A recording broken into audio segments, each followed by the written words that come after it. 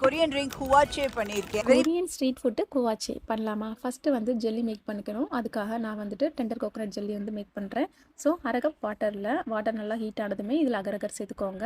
அகர் வந்து நல்லாவே வந்து வாட்டரோட சேர்ந்து நல்லா கரைஞ்சி போகணும். அந்த மாதிரி வந்து குக் பண்ணிக்கோங்க. அடுத்ததாக அரை கப் வந்து சுகர் சேர்த்துக்கோங்க. இதோட டெண்டர் கோகோனட்டையும் சேர்த்துட்டு நல்லா வந்து ஒரு 2 செகண்ட் மிக்ஸ் பண்ணிவிட்டு அடுத்து வேறு பாத்திரத்தில் ஊற்றி வச்சுட்டு செட் பண்ண வச்சுருங்க. அடுத்ததாக வந்து ஸ்ட்ராபெரி மில்க் ரெடி பண்ணிக்கணும். அதுக்காக ஸ்ட்ராபெரி, சுகர், மில்க் எல்லாம் சேர்த்துட்டு நல்லா வந்துட்டு கிரைண்ட் பண்ணி எடுத்துக்கோங்க. நம்ம வந்து செட் பண்ண வச்சுருந்ததான ஜெல்லியும் நல்லா செட் ஆகிட்டு 30 மினிட்ஸ்க்கு ஃப்ரிட்ஜில் வச்சு எடுத்தாலே நல்லா செட் ஆகிரும். அடுத்தது ஒரு பவுலில் apple, pomegranate, watermelon, blueberry ready பண்ணதான கோகோனட் ஜெல்லி, அப்புறமா மேங்கோ, கொஞ்சமாக மில்க் மேடு, அப்புறம் ரெடி பண்ணதான ஸ்ட்ராபெரி மில்க்கு, அப்புறம் ஃப்ரெஷ் க்ரீமும் கொஞ்சமாக மில்க்கு, இதோட வந்து கடைசியாக ஒரு 1/4 கப் போல் வந்துட்டு நீங்கள் சோடா சேர்த்துட்டு நீங்கள் சர்வ் பண்ணிங்கன்னா அவ்வளோ ஒரு ரெஃப்ரெஷிங்காக இருக்கும். கண்டிப்பாக ட்ரை பண்ணுங்கள். சோடா சேர்க்குறதால டேஸ்ட்டு நல்லா இருக்காதோன்னு நினைக்காதீங்க. ரொம்பவே சூப்பராக இருந்துச்சு. கண்டிப்பாக ட்ரை பண்ணுங்கள். இன்னொரு ரெசிபி அடுத்த வீடியோவில் பார்க்கலாம். பாய்.